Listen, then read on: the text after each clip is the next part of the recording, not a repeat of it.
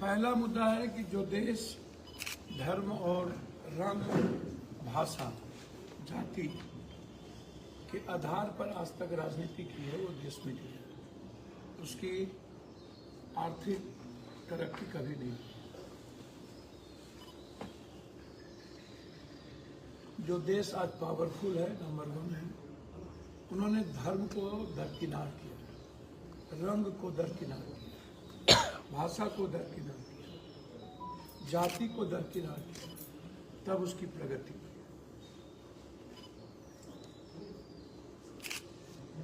धर्म के नाम पर नफरत पैदा करके यह सिर्फ मुसलमानों को नुकसान नहीं पहुंचाए, यह देश को नुकसान पहुंचाए, देश की प्रगति को नुकसान पहुंचाए, देश के सौहार्द को नुकसान पहुंचाए। संभल में जिस तरीके की पर्सनल एनिमी लेकर के घटना हुई या जो हो रहा है, मस्जिद, मंदिर, गुरुद्वारे, चर्च, ये सब स्वतंत्र जीने के लिए हमारे संविधान इसको संरक्षण देते हैं। किसी भी तरह का धार्मिक परिवेश में हमारे संविधान को दखल देने की इजाजत, हमारे संविधान ने किसी व्यवस्था को दखल देने की इजाजत नहीं दी।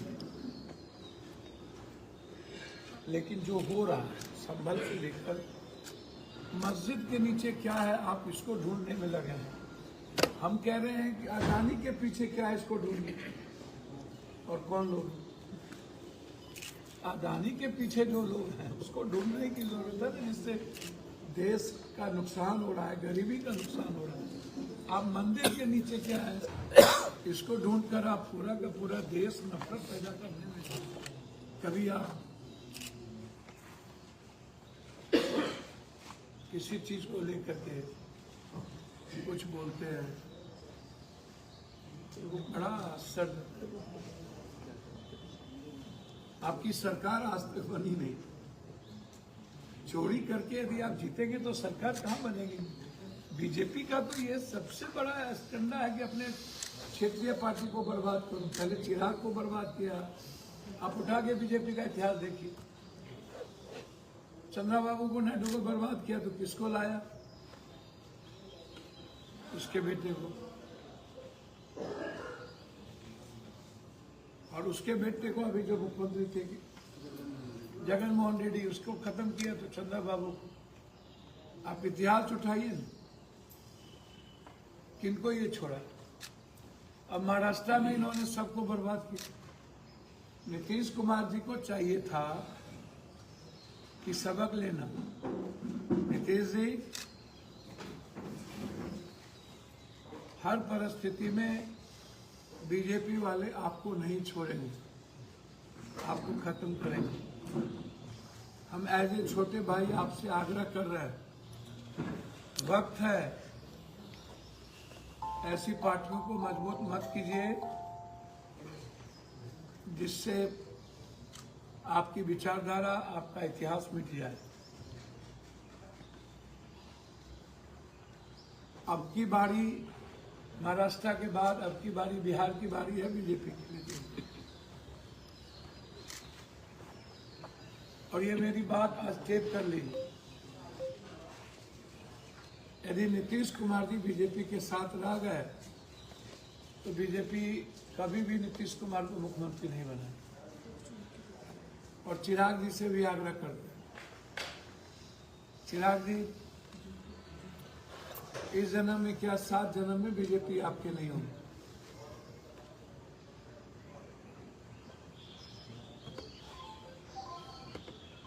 इस बात का ख्याल रखिए।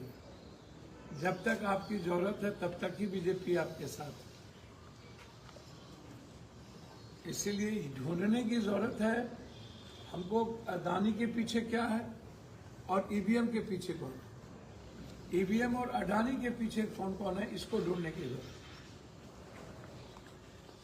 है। दूसरी चीज, जीएसटी कमिश्नर, डिप्टी कमिश्नर जो यहाँ है, डायरेक्टर क्या है, चीफ जीएसटी हेड जो यहाँ बैठते हैं पूर्णिया, ये आतंक बना रखे हैं व्यापारियों को। इसके खिलाफ हम सदन में मामला उठाएंगे। पूरी जीएसटी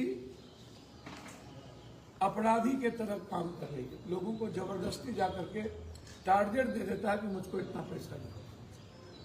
पूरा गुलाबबाग, पूरा पूर्णिया, पूरा कटिहार इलाके जीएसटी जहां भी है, जीएसटी के पदाधिकारी पर अंकुश लगने की जरूरत है। इसके पास अकूट पैसे, महीने में ये करोड़ों रुपया कमाते हैं एक जिला से, करोड़ों करोड़ करोड़। पूर्णिया के जीएसटी पदाधिकारी लूट का अड्डा बना हुआ है।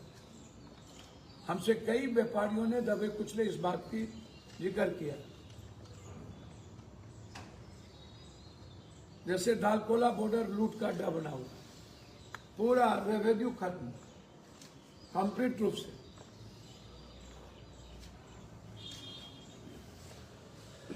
तीसरी चीज फिर मैं अपील करूंगा कि हर कीमत पर स्मार्ट मीटर आप नहीं लगाइए।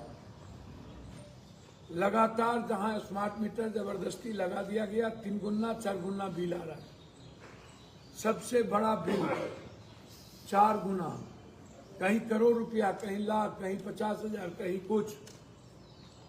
सरकार से आग्रह करेंगे जीएसटी बिल को रोकिए हर कीमत पे। स्मार्ट बिल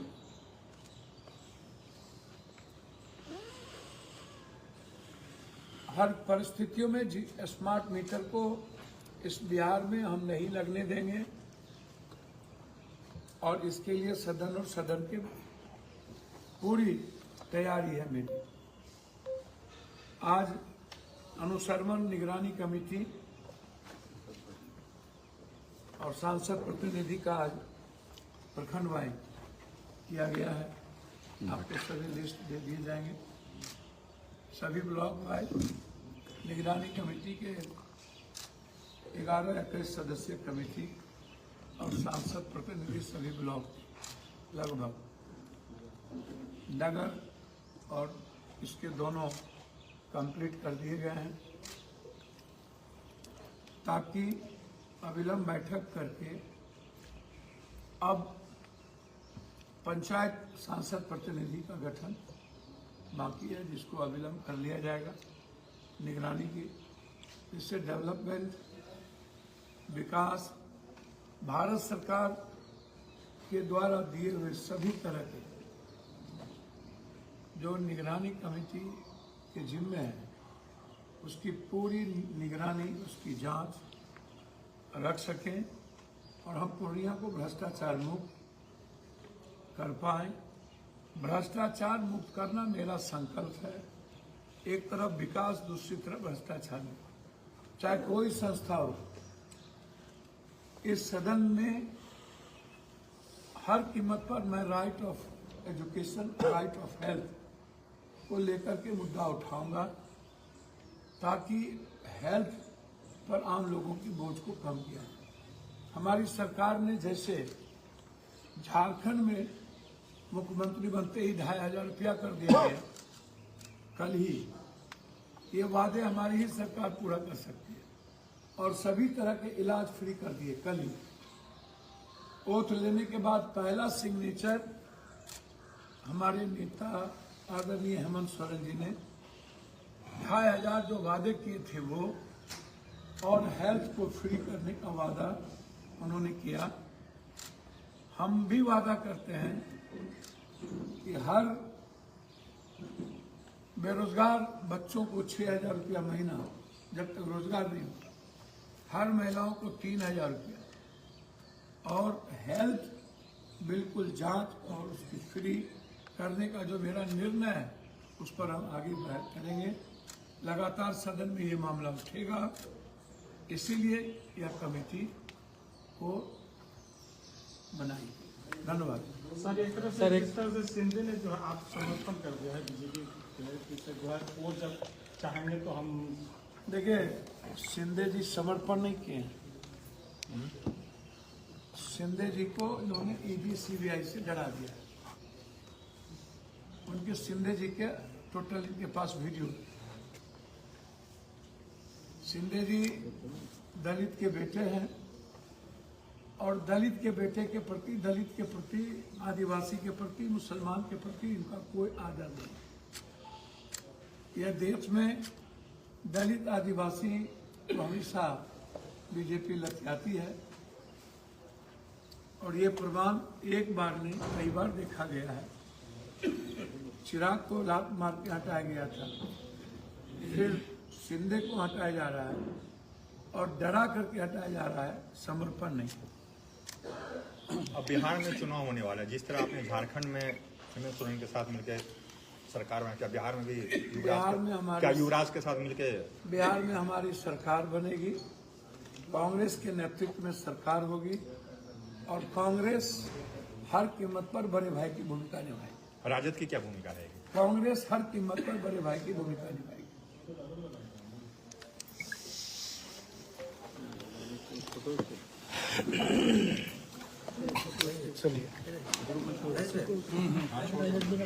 देख रहे थे।